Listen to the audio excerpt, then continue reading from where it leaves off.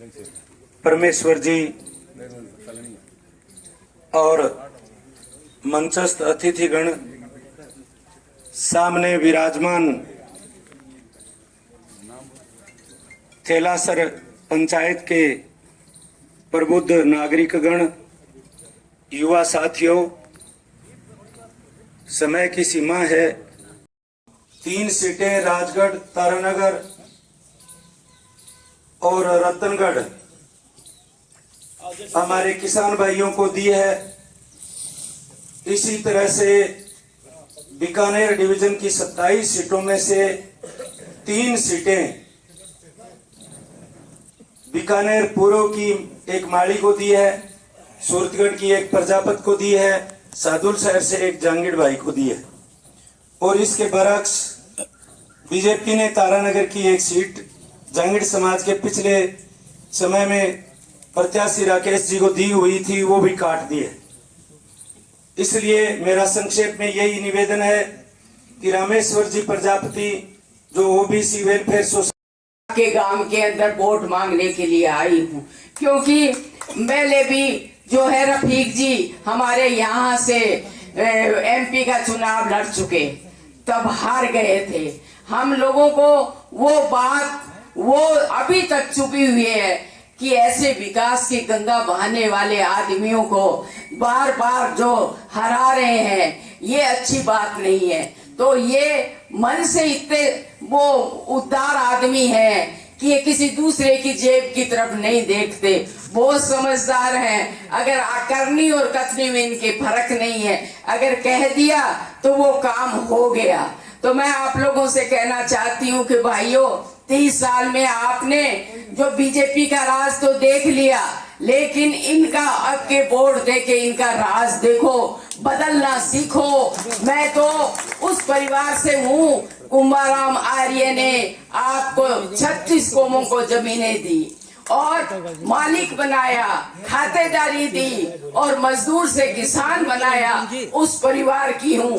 उन्होंने कभी जब है जाति बिरादरी की कभी बात नहीं कही। तो आप सब लोग जो है वो उसी जमीन के मालिक हो, तो आप क्यों करते हो अलग अलग जातियों की बात? आप तो एक ही है, वो किसान की बात करो। क्या 36 को में जो है किसान है। जब हम खेत के अंदर हल चलाते हैं और हम बीज डालते हैं तो वो जीन्स पैदा होती है। जो हल जो है आपको जाति नहीं पूछता, धर्म नहीं पूछता, और फिर भी पैदा हो जाती है। और बाहर खेत से आते ही आपकी जातियां याद आने लगती हैं। तो मैं कहती हूँ इन सब बातों से बाहर निकलो और आप जो है किसान बन जाओ, जिससे कि आपका विकास हो सके। चुनाव होने जा रहे हैं, 25 तारीख को वोटिंग है। मांगने के लिए आए हैं, देने के लिए तो कुछ आया नहीं। तो देने के लायक आप बना देंगे, जब देना चालू कर देंगे। आज तो मांगने के लिए आए हैं।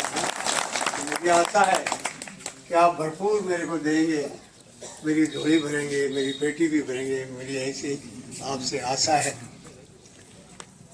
मैं आपको विश्वास दिलाता हूँ कि आप मेरा 5 साल का कार्यकाल देखा, भली भांति सभी ने देखा है ना।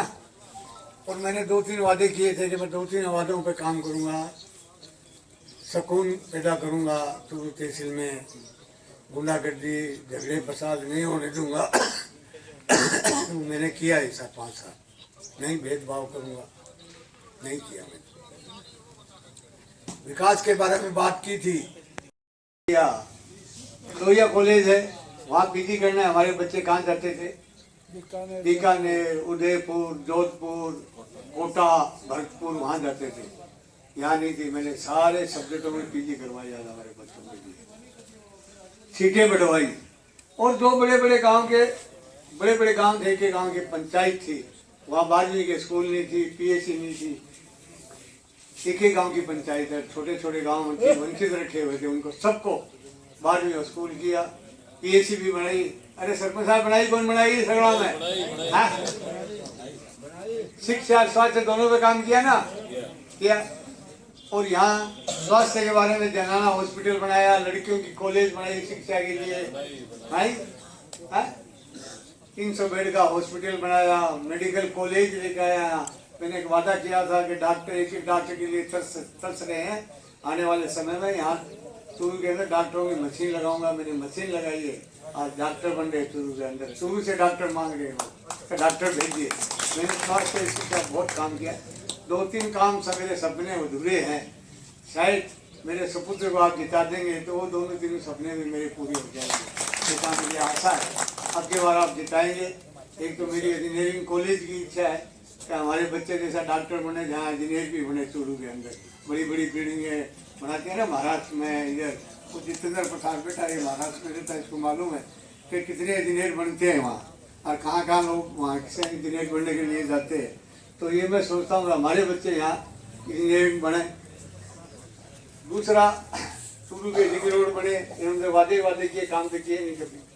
वादे बहुत किए इन्होंने 30 साल के अंदर, 6 बार जीत भी है। वादे करते करते थकते ही नहीं है, पर करते नहीं है, काम नहीं करते।